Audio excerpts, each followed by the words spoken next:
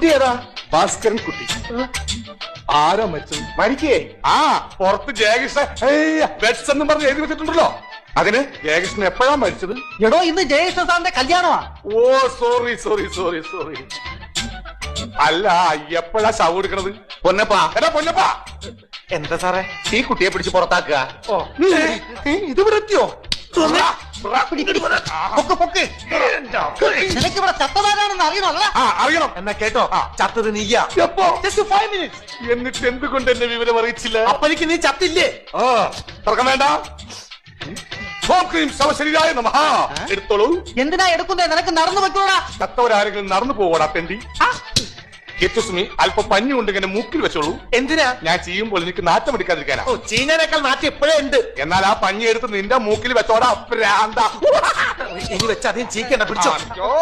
നേരെ കുഴിയിലോട്ട് വെക്കാം. തലക്കും ഭാഗത്ത് ഈ 3 ചന്നത്തിൽ കത്തിക്കണേ.